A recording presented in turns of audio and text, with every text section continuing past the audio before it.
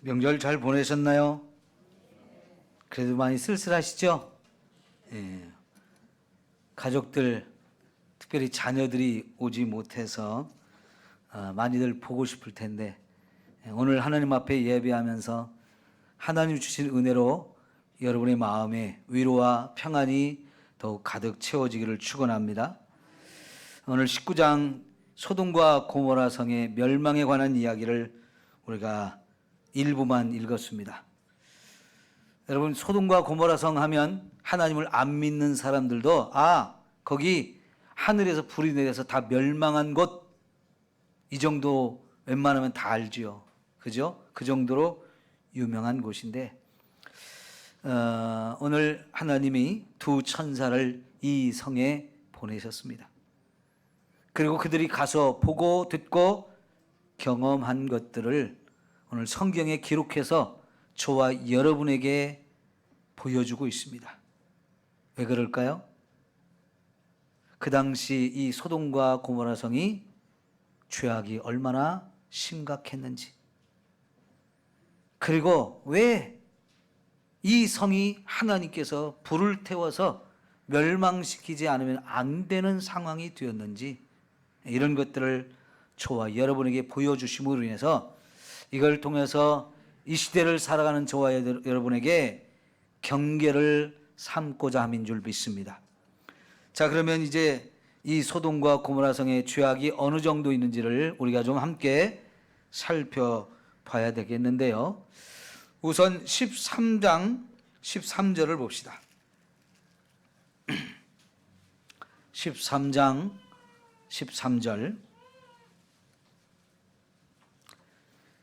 소돔 사람은 여호와 앞에 악하며 큰 죄인이었더라.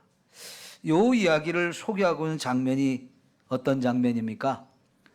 아브라함을 떠난 롯이 요단강 그리고 그 주변에 있는 목초지를 선택해서 아브라함을 떠나간 후에 이 롯이 점점 삶의 자리를 옮겨서 소돔과 고모라 성에 가서 살게 되었다는 겁니다.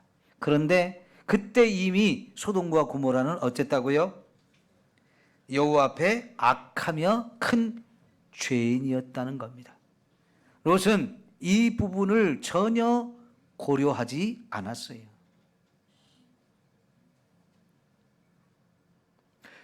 롯은 목축업자입니다.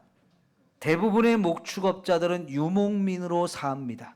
소떼와 양떼를 이끌고 다니면서 풀을 찾아가고 물을 찾아 여기저기 옮겨 다니면서 사는 사람인데, 이런 사람이 화려한 도시, 큰 성으로 둘러싸이는 큰 도시, 겉으로 보기에는 굉장히 화려하고 발전되어져 있고 사람들이 많이 모여 살기 때문에 굉장히 거기 가서 살면 좋을 거라는 생각을 갖게 됐고, 그래서 결국은 목축업자가 도시에 가서 살았다는 거예요. 물론 이 양떼와 소떼는 들여다 두었겠죠. 거기 목자들을 두고요. 그리고 자기 가족들은 도시에 가서 삽니다. 그런데 하나님은 그 성이 하나님 앞에서 악했고 죄악이 깊었다. 큰 죄인들이 살고 있었다는데 롯은 그런 부분에 대해서 전혀 생각하지 않고 좋아 보인 거예요. 거기 가서 살면 좋겠다 했던 거지요. 그런데 여러분 14장에 보면 거기에 전쟁이 일어났습니다. 결국 롯이 살고 있던 소돔과 고모라 성이 망해버렸어요. 그리고 롯은 어찌 됐습니까? 포로로 사로잡혀서 끌려가는 상황이 되니까 그동안 거기서 누리던 모든 것 아무것도 의미가 없어요. 성공하려고 몸부림치며 더 많이 벌려고, 더 많이 가지려고, 더 높은 자리에 올라가려고 했었던 그 모든 것들이 한순간에 다 허망하게 무너진 거예요. 포로로 끌려가면 어찌 됩니까? 더 이상 소망이 없잖아요. 그런데 삼촌이 와서 그 전쟁터에서 포로로 끌려가고 있는 롯을 구해줬죠. 그러면 그때 이미 그 성을 떠나서 아브라함한테 가서 아이고 삼촌 떠났으니 내 생각이 잘못됐습니다. 내 인생이 잘못됐습니다 하면서 돌이켰어야 되는데요. 안타깝게도 롯은 돌이키지 못했습니다. 18장으로 가볼까요? 18장 20절. 18장 20절 시작. 여호와께서 또 이르시되 소돔과 고모라에 대한 부르짖음이 크고 그 죄악이 심히 무거우니. 지금 이 18장에 오니까 소돔과 고모라에 대한 부르짖음이 자꾸 땅에서 올라온다는 거예요. 왜요? 그 성의 죄악이 심히 무거웠다는 거죠. 이런 소문이 막 하나님께 지금 올라오고 있어요. 그래서 하나님이 직접 이 땅에 내려오셨고요. 두 천사를 그곳으로 보내서 가서 보고 살펴보라고 보냈는데, 자, 막상 거기에 가니까 어찌 됐습니까? 여기서 세 가지 큰 죄악된 모습을 보게 되는데, 하나는 나그네를 대접하지 않는 것, 두 번째는 동성애가 아주 심각했다는 것, 세 번째는 그런 죄악이 노인과 어린아이까지, 성의 중심에 사는 사람이나 저 먼 곳에 사는 사람이나 할 것 없이 다 같이 그런 죄를 짓는 데는 열심이었다는 거예요. 여러분, 나그네를 대접하지 않은 게 죄입니까? 지금의 우리 입장에서 보면 죄가 아니라고 생각할 거예요. 요즘에야 뭐 손님들 집에 오는 거 굉장히 부담스럽잖아요. 목사가 신방 가는 것도 힘들다고 하는 세상이에요. 사람을 만나서 할 일이 있으면 다 밖에서 만나서 밖에서 식사하고 차도 마시고 하면서 할 일 다 끝내고 각자 헤어지지요. 집에까지 굳이 데리고 와서 밤에 잠까지 재워주는 일은 요즘에는 생각도 못할 일이죠. 그런데 지금도요, 도시가 아닌 저 시골 같은데 사람들이 많이 살지 않는 외딴 곳에서 살고 있는 사람들은 손님이 오면 굉장히 반가워하고 또 잘 대접하려고 지금도 그래요. 그런데 중동 지역에서는요, 예전에는 정말 그 손님 대접을 정말 극진하게 했어요.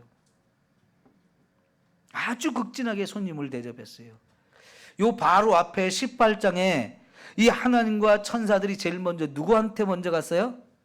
아브라함이 사는 집 앞으로 이렇게 지나가는데, 아브라함은 자기 집에 온 손님이 아니고 지나가는 사람인데도 불구하고 팍 달려가서 집으로 모셔서 꼭 여기 쉬었다 가라고, 발도 씻고 또 맛있는 음식 대접할 테니까 먹고 쉬었다가 힘을 얻고 가라고, 그러면서 아주 제일 좋은 것으로 극진하게 대접했어요. 그런데 소돔성 사람들은 손님이 오는 걸 거들떠보지도 않았습니다. 대접을 안 했어요.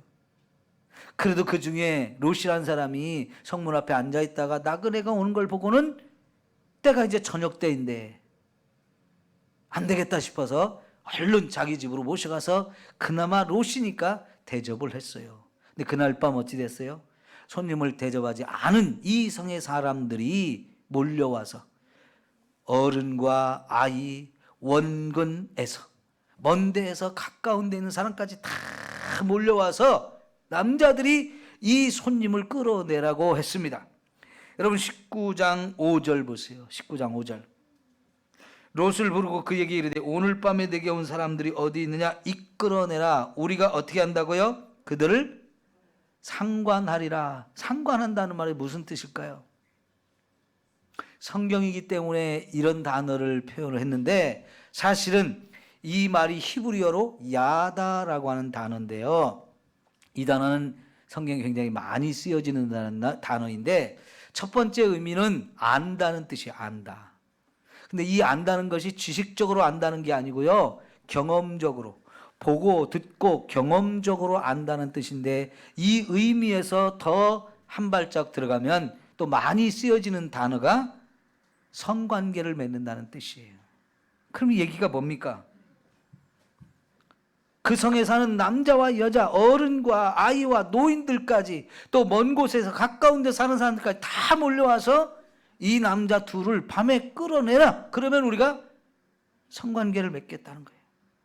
동성연애라고 말하는 겁니다. 성폭행을 하겠다는 거예요. 사실은 이 문제가 가장 심각한 문제지요. 그런데요, 지금 우리나라도 이제 동성애 문제가 아주 심각하잖아요. 포괄적 차별금지법을 지금 국회의원들이 제정하려고 법안을 제출해 놨는데 기독교회가 반대를 해가지고 지금 아직 못하고 있어요. 이게 언젠가는 될 가능성이 너무나 많거든요. 근데 이 법은 아직 제정이 안 됐지만 지금 이미 학교에서는 초등학교 1학년, 2학년만한테도 성교육을 시키는데 다른 걸 또 가르치지만은 이 초등학생들한테 학문 성교를 가르친대요. 말이 됩니까? 이게 초등학교 1, 2학년들한테 지금의 학교에서 성교육이라는 명목으로 이런 걸 가르친다는 얘기는요, 그게 동성연애를 어린 아이 때부터 가르치는 거예요. 부모들 입장에서는요, 이게 놀래 자빠질 일이에요. 그런 학교에 아이들을 보내야 되는가 말아야 되는가 심각하게 고민이 되는 거고요. 이거는 정말 부모들이 나서서 이런 교육 하지 말라고 데모를 해야 되는 일이에요. 그런데 이미 그런 교육이 학교에서 되어지고 있다는 현실. 왜 그럴까요? 이 땅에 좀 배웠다는 사람들이, 깨어있다는 사람들이, 진보적인 생각을 가졌다는 사람들이 다 이 동성연애를 죄가 아니라고 말하면서 받아들이자는 거예요. 그들도 인권이 있기 때문에 그들을 보호해 주자는 거예요. 왜? 죄가 아니니까. 근데 여러분, 성경은 이 부분을 죄라고, 그것도 아주 심각한 죄라고 우리에게 가르쳐 줍니다. 그리고 이 소돔과 고모라 성이 멸망했던 가장 큰 이유도 이 동성연애 때문이라는 거예요. 그런데 일부 기독교인들 가운데, 특별히 또 목사와 신학자들 가운데는 여기 19장 5절에 나오는 상관이라는 단어를 이건 성관계로 해석하지 않는 거예요. 그래서 소돔과 고모라 성은 성 문제 때문에, 동성애 때문에 망한 게 아니고 이웃을 환대하지 않았기 때문에, 나그네를 대접하지 않았기 때문에 멸망했다는 거예요. 근데 성경은 이 야다라고 하는 단어를 성관계로 번역한 곳이 꽤 많이 나와요. 여기도 그렇게 번역을 할 수밖에 없는 상황입니다. 여러분, 성경의 다른 곳을 봐도 손님을 대접하지 않았다고 그게 멸망할 정도의 죄냐? 그렇게 취급한 곳이 하나도 없어요. 그런데 성경을 왜곡되게 해석해서 동성애를 인정해 주자고 하는 사람들은 이 귀절을 동성애가 아니라고 이렇게 해석을 하는 거예요. 그럼 여러분, 왜 롯이 이 사람들한테 우리 집에 손님 건드리지 말고 대신 우리 집에 결혼하지 않은 두 딸이 있으니까 내어줄 테니까 너희들이 데려가라, 너희들이 가서 마음껏 해라, 이런 소리를 왜 합니까? 이들이 뭐 때문에 온 거예요? 성적인 쾌락을 즐기려고 온 사람들이에요. 그러니까 지금 그렇게 하는 거죠. 근데 이런 제안을 하는 롯, 이게 정상이에요? 자기 결혼도 안 한 딸들을 이렇게 성폭행하는데 내주겠다고 하는 이 말이 말도 안 되는 거잖아요. 그런데 지금 그 사회는, 그 성은 그런 일들이 버젓이 벌어지고 있는 곳이라는 얘기죠. 여러분, 악한 문제를 악한 방법으로 해결이 될까요? 성경은 오늘 우리에게 뭐라고 가르치냐면 선으로 악을 이기라 그랬어요. 악한 것을 문제를 해결하겠다고 악한 방법을 동원해서 해결하면 그건 더 큰 악이 되고 점점 세상은 어두워져요. 그러니까 예수 믿는 사람들은 내가 아무리 힘들고 어려운 일을 만나도, 억울한 일을 만나도 그 악을 해결하겠다고 악으로 대적해서는 안 된다는 거죠. 근데 지금 롯은 하나님을 믿는다는 사람이 이렇게 하고 있어요. 왜 그래요? 그 성의 죄악에 물들어 버린 거예요. 이게 소돔과 고모라 성의 영적인 현실입니다. 이것 때문에 결국은 소돔과 고모라 성이 멸망을 당하게 됩니다. 자, 여러분, 여기서 유다서 1장 7절을 찾아보겠는데요. 요한계시록 바로 앞에 유다서가 있습니다. 신약성경 396쪽이에요. 잘 못 찾는 분들은 찾지 말고 앞을 보세요. 신약성경 유다서 1장 7절, 소돔과 고모라와 그 이웃 도시들과 그들과 같은 행동으로 음란하며 다른 육체를 따라가다가 영원한 불의 형벌을 받음으로 거울이 되었느니라. 잘 보십시오. 이 소돔과 고모라 성에 하늘에서 불이 내려서 하나님이 멸망시켰대요. 뭐 때문에? 거기 분명히 말합니다. 음란하며 다른 육체를 따라가다가 그렇게 됐다는 거지요. 그러니까 이 소돔과 고모라 성이 멸망한 이유를 신약 성경에 이 유다서에 분명히 가르쳐줘요.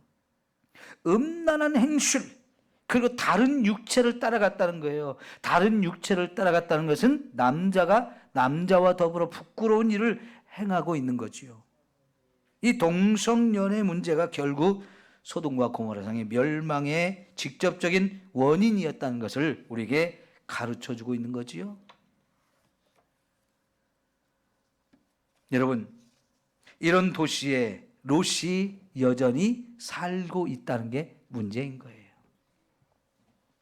아까 13절을 찾아봤는데 이미 그곳은 죄악으로 가득한 곳인데도 불구하고 롯은 그거를 전혀 문제 삼지 않고요. 겉으로 보이는 화려함, 많은 사람이 모이고 큰 성을 짓고 거기서 아주 안전하게 사는 것처럼 보이는 이 성을 자기의 삶의 자리로 선택해 가서 살았어요. 그리고 거기서 더 그 사람들의 인정을 받으며 그 사람들에게 환영받으며 거기서 높은 자리로 올라가려고 몸부림을 치고 있는 거지요.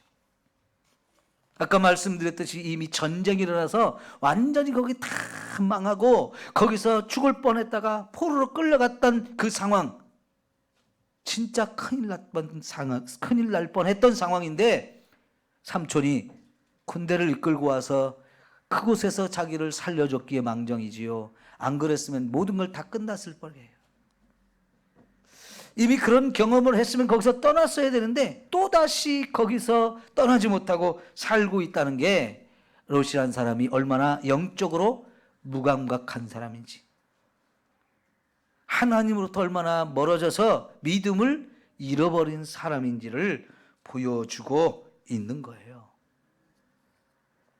롯이 성문에 앉아 있었다 그랬어요. 이게 의미가 굉장히 크거든요. 뭐냐면요, 그 당시에는 성을 지으면 성문이 있고 그 성문 앞에는 항상 넓은 광장이 있어요. 그곳에서는 수많은 사람들이 들어갔다 나왔다 하기 때문에 가장 많은 사람들이 모이는 곳이에요. 그래서 롯이 거기 성문에 앉아 있었다는 얘기는 그 성에서 일어나는 중요한 재판을 하는 재판관 역할을 하는 사람이었다는 뜻입니다. 그래서 성문 앞에서는 그 성에서 시비가 벌어진 사람들은 재판을 받기 위해서 성문으로 와서 거기 수많은 사람이 있는 곳에서 재판을 받게 되는데 그 재판을 하는 성의 유력자들, 영향력 있는 사람들, 지도자들이 거기 항상 앉아 있는데 롯이 거기 한 자리를 차지하고 있는 거예요. 거기는 수많은 사람들이 오고 가니까 장사판도 벌어집니다. 중요한 거래, 계약 이런 것들도 거기서 성사를 시키고요. 교제도 하고요. 광고도 하고 또 나 일꾼이 필요합니다. 그러면서 사람을 고용하는 이런 일들 다 거기서 벌어지는 거예요. 롯이 거기에 앉아 있었다는 얘기는 그 성에서 성공했다는 얘기예요. 나그네가 들어가서 거기서 자리 잡고 살면서 사람들이 인정을 받고 명예를 얻고 그래서 한 자리를 차지하고 있다는 거예요. 괜찮은 것 같죠? 그런데 그 성에 찾아왔던 손님, 롯이 자기 집으로 모셔간 그 손님이 그냥 사람이 아니고 그냥 나그네가 아니고 하나님이 이 성의 죄악상을 살펴보려고 보낸 천사였고요. 그리고 결국은 그날 밤에 멸망을 당하잖아요. 이런 지경이 되도록 롯은 전혀 깨닫지 못합니다. 문제의식이 없는 거예요. 심각한 상황을 느끼지 못하는 거예요. 나는 성공했다. 내가 이런 자리에 있지 않는가? 그것에 취해서 거기서 얻은 많은 것들, 누리고 있는 좋은 것들, 거기에 취해서 영적인 상황을 전혀 깨닫지 못하고 있는 이 모습, 이게 지금 롯의 상황인 거예요. 여러분, 롯의 가족들은 어떻습니까? 아니, 어찌 아버지가 그 성폭행을 하려고 달려오는 그 폭도들한테 자기 딸을 내어줍니까? 내가 죽어도 내 딸은 지켜야 되는 거 아니에요? 그게 아버지일 텐데요. 이런 식으로 이 문제를 풀어가는 것은 롯의 생각이 이미 그 성 사람들을 닮은 거예요. 그 밤에 성폭행을 하겠다고 노인이나 어린아이나 할 것 없이 다 달려왔다는 거. 2명을 찾아겠다고 서로 눈이 뻘개갖고 저 먼데 사람 가까운 사람 할 것 없이 다 달려왔다는 거 말이 됩니까? 죄를 짓는 데는 일치단결했어요. 그 사람들한테 딸을 성적인 도구로 제공했다는 게 말이 안 되잖아요. 그나마 하나님이 아브라함의 기도 때문에 여기서 롯과 그의 가족들을 다 구원해 줬는데, 거기서 산으로 도망가가지고 굴에 숨어 삽니다. 두려워서 나오지도 못하고. 근데 그 딸들이 어떻게 했습니까? 아버지한테 술을 먹여서 술 취한 상태에서 아버지와 잠자리를 하고는 자식을 낳아서 후손을 만들었어요. 왜 딸들이 이런 짓을 벌여요? 얼마든지 다른 곳에 가서 살 수도 있는데, 가서 다른 남자들을 만나서 얼마든지 가족을 이룰 수 살 수 있는데 아버지를 왜 이런 대상으로 삼습니까? 이들이 거기서 살면서 배운 게 그거예요. 여러분, 우리 자녀들 정말 신앙교육이 너무너무 중요해요. 롯은 이 부분에 대해서는 실패한 거예요. 아내는 어찌 됐습니까? 하나님이 거기서 끄집어내 주셨잖아요. 뒤돌아보지 말고 빨리 도망가라. 뒤돌아보면 큰일 난다. 절대 뒤돌아보지 마라 했는데, 가다가 롯의 아내는 어찌했어요? 뒤를 돌아왔잖아요. 그 순간 어찌 됐습니까? 소금 기둥으로 변해버렸어요. 사람이 소금 기둥이 된 거예요. 죽어버린 거죠. 뭐 때문에 그렇게 뒤돌아봤을까요? 두고 온 것이 아까워서 미련을 버리지 못하는 거죠. 급하게 끄집어내다 보니까 모든 걸 다 두고 왔어요. 평생 일궈놓은 것들, 그 좋은 것들 가지고 오지 못했으니까 아까워서 뒤돌아보는 순간 소금이 돼버리잖아요. 이들의 가족의 신앙이 바로 이 모습이에요. 이 모습. 지금 당장 멸망할 세상이 와도, 그런 상황이 됐는데 불구하고 전혀 깨닫지 못하는 것. 마태복음 24장을 우리 찾아봅시다.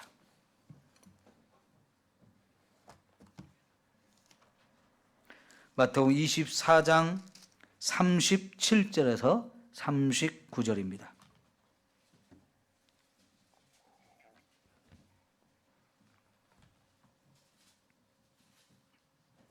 노아의 때와 같이 인자의 임함도 그러하리라. 홍수전에 노아가 방주에 들어가기 전 날까지 사람들이 어떻게 했어요? 먹고 마시고 장가들고 시집가고 있으면서 홍수가 나서 그들을 다 멸하기까지 뭐 했다고요? 깨닫지 못하였으니 그랬어요.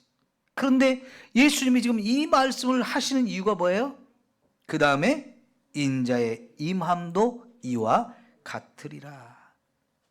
노아 시대요, 소돔과 고모라 시대요, 사람들이 멸망을 바로 앞에까지 왔는데, 멸망을 당하기 그 직전까지 사람들은 전혀 그걸 깨닫지 못하고 먹고 마시고 시집가고 장가가고 다 우리 일상이잖아요. 그죠? 근데 그거 하느라고 멸망이 지금 가까이 온 것을 전혀 깨닫지 못했다는 거예요. 그래서 결국은 다 망했어요. 노아 시대도 그랬고 소돔과 고모라도 그랬어요. 롯도 그 상황이에요. 네, 그래요. 영적인 감각이 이제 다 무뎌진 거예요. 뭐가 선이고 악이고 분별이 안 되는 거예요. 내가 지금 얼마나 죄악에 깊이 물들어져 있는지 전혀 그게 심각한 것을 깨닫지 못하는 거예요. 혹시 오늘 우리가 그러지 않나? 지금 그것을 살펴보라는 얘기죠. 예수님이 오실 때도 그렇게 된다고 했는데 예수님이 오실 때는 아직 정해지지 않았어요. 우리에게는 몰라요. 그런데 예수님이 오실 때는 도둑같이 온다는 거죠. 도둑이 오는 것 같이 갑작스럽게 임한다는 거예요. 그러니까 오늘 우리가 어떻게 해야 돼요? 깨어 있어야 된다는 거죠. 내가 죄악에 물들지 않아야 된다는 거죠. 나도 그때와 똑같이 죄악된 세상에서 살고 있어요. 그러나 하나님께서 저와 여러분을 그 죄악된 세상에서 선택하시고 끄집어내셔서 하나님을 믿게 하셨어요. 예수님을 믿게 하셨어요. 그러면 예수님 제대로 믿어야죠. 이왕에 하나님이 저와 여러분을 구원하셔서 예수님 믿게 하셨으면 이 예수님 제대로 믿으면서 죄악에 물들지 않도록 해야 돼요. 그러려면 세상에 주는 것이 아무리 좋아도 거기에 마음을 빼앗기고 눈이 멀어버리면 안 되는 거죠. 그게 좋다고 한 발 두 발 가다 보면 그것에 마음을 빼앗겨서 자꾸 얻으려고 그 길로 따라가다 보면 나도 모르게 세상과 같아지는 거예요. 세상을 닮아가는 거예요. 하나님하고 멀어지는 걸 못 느끼게 되고요. 내 믿음이 약해지는 걸 못 느껴요. 그러다 보면 분별력도 없고 감각도 없고 세상에 죄악된 것을 보면서도 위기의식을 느끼지 못해요. 여러분, 오랜만에 우리 아이들이 와서 예배를 드리는 모습을 보니까 참 이쁜데요. 요즘에 심각한 죄들이 뭡니까? 부모가 저렇게 어린 아이들을 때려 죽였다는 거. 그런 죄악들이 여기저기서 뉴스로 들려죠. 어떻게 그런 죄가 있을 수 있을까요? 그런데 이미 그런 죄가 우리 시대에 엄연하게 벌어지고 있어요. 그러죠? 이게 남의 일일까요? 그 사건 중에 하나는요, 그 아기의 엄마도 목사님 딸이고 아버지도 목사님 아들이래요. 예? 포항의 큰 교회, 울산의 큰 교회 목사님 아들 딸이 결혼해서 아이를 낳기도 했고 입양도 했는데 입양한 아이를 그렇게 때려서 죽인 거예요. 생각하면 이게 말이 안 되는 일이 벌어지고 있잖아요.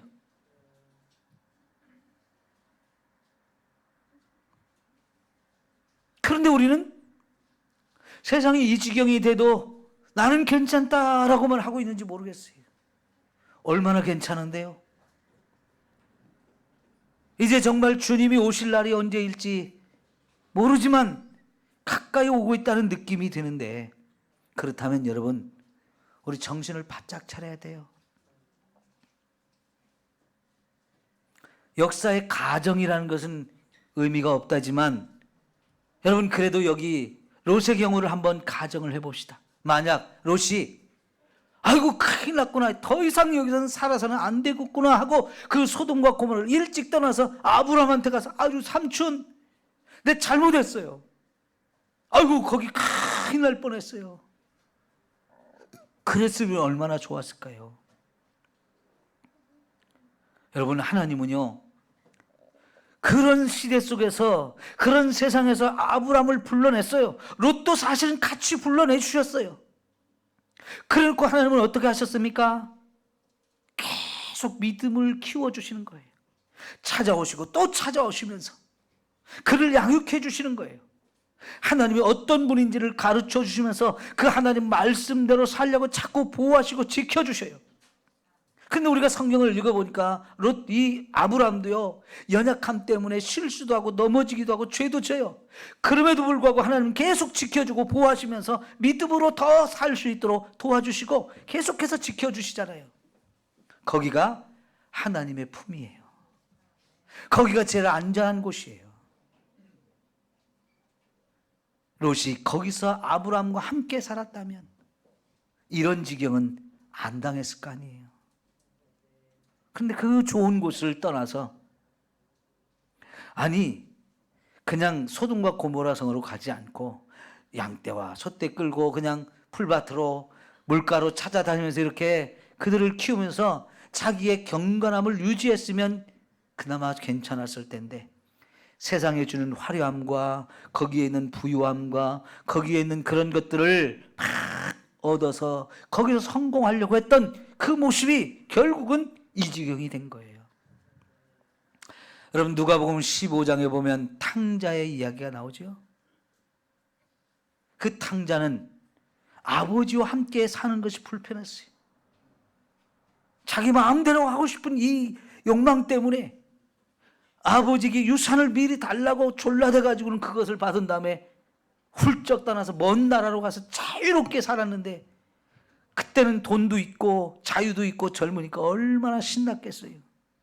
얼마나 재미있었겠어요. 근데 그거 한순간에 다 날아갔잖아요.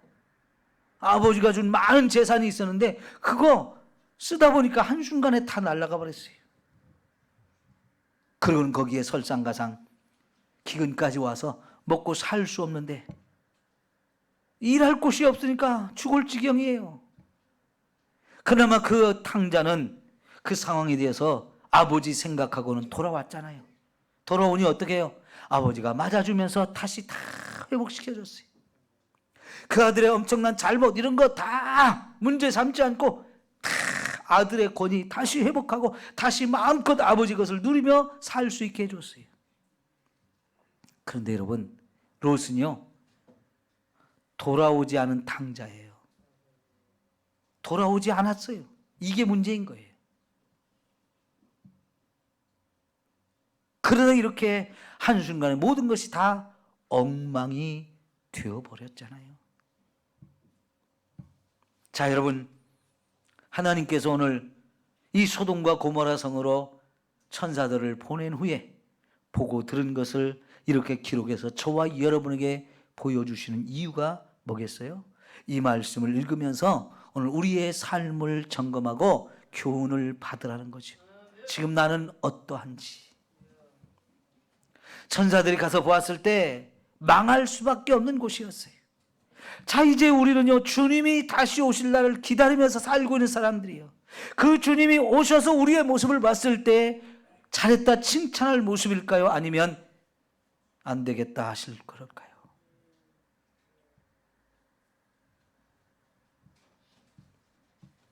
베드로후서 2장을 봅시다.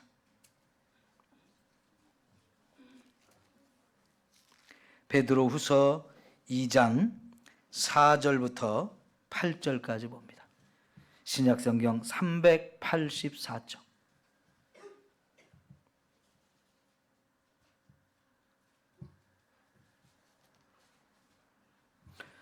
베드로후서 2장 4절 하나님이 범죄한 천사들을 용서하지 아니하시고 지옥에 던져 어두운 구덩이에 두어 심판 때까지 지키게 하셨으며 이게 첫 번째 이야기.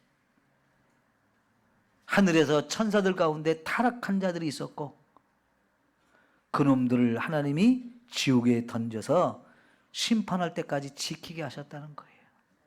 두 번째, 옛 세상을 용서하지 아니하시고 오직 의를 전파하는 노아와 그 7 식구를 보존하시고 경건하지 아니한 자들의 세상에 홍수를 내리셨다. 두 번째 이야기는 노아 홍수 시대에 경건하지 않게 사는 사람들의 죄를 하나님이 용서하지 않고 다 물을 내려서 홍수를 내려서 망하게 했는데 그 가운데에서 하나님은 노아의 가족 8가족은 살려주셨대요. 세 번째 이야기는 6절 소돔과 고모라 성을 멸망하기로 정하여 재가 되게 하셨다는 거죠. 이 소돔과 고모라 성의 하나님이 불을 내려서 완전히 다 태워서 재가 되게 하는 끔찍한 심판을 하셨는데 왜 그랬어요? 후세에 경건하지 아니한 자들에게 본을 삼으셨다. 이 세 가지 이야기가 오늘 저와 여러분에게 본이 되라고. 만약 우리도 경건하지 않게 살면 이와 같은 멸망을 당한다는 걸 확인해 주려고 이걸 썼다는 거예요. 그 다음 보세요. 무법한 자들의 음란한 행실로 말미암아 고통당한 의로운 롯을 건지셨으니, 이 소돔과 고모라 성 사람들이 무슨 짓을 하며 살았대요? 음란한 행실로 살았대요. 그런데 그것을 보면서 롯이 어땠대요? 의로운 롯은 그것을 보며 고통을 당했대요. 그 다음 절을 보면, 이는 이 의인이 그들 중에 거하며 날마다 저 불법한 행실을 보고 들으므로 그 의로운 심령이 상함이라. 여러분, 롯의 눈에도 분명히 그것이 잘못됐다는 것을 느끼고 그래서 괴로웠다는 거예요. 그러면 여러분, 그들에게 잘못됐다고 좀 자꾸 그들을 가르치든지, 그들을 그렇게 죄를 짓지 말라고 좀 하든지, 아니면 아이고 여기서는 더 이상 못 살겠다면서 빨리 뛰쳐나오든지 했어야 되는데, 괴로운데도 그냥 사는 거예요. 이 악한 세상을 보면서 내 심령이 자꾸 괴로움을 당하는데도 거기를 떠나지 못해요. 왜 그래요? 그럴 능력을 잃어버렸어요. 거기를 떠나고 그걸 과감하게 끊고 포기할 그런 결단력이 이제 없는 거예요. 그거는 믿음으로만 할 수 있는 거거든요. 그 믿음의 힘이 약해진 거예요. 오늘 저와 여러분은 어때요? 세상을, 이 우리를 죄악으로 끌고 가는 이런 것들을 끊어버릴 결단력이 있나요? 이제는 이걸 청산할 때가 됐다. 이거를 포기하고 내려놓고 떠나야 될 때가 됐다. 과감하게 그럴 만한 능력이, 믿음의 능력이 저와 여러분에게 있나요? 미적거리다 보면 주님이 오셔서 저와 여러분도 어떻게 될지 깨어 있어야 하는 거죠. 정신을 바짝 차려야 되는 거죠.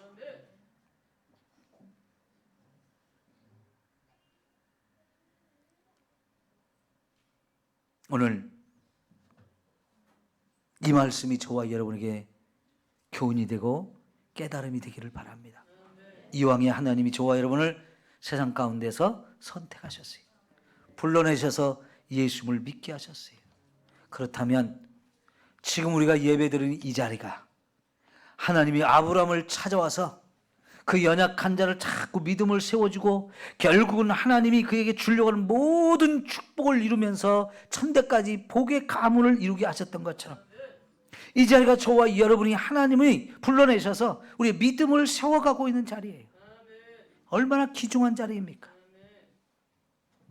여전히 무엇 때문인지 예배를 드리자고 해도 주일이 돼도 못 오는 사람들이 여전히 많잖아요. 정부에서 방역 지침을 좀 낮춰줘서 더 많이 예배 드릴 수 있다라고 허락을 해줘도 못 나오는 사람들이 많잖아요.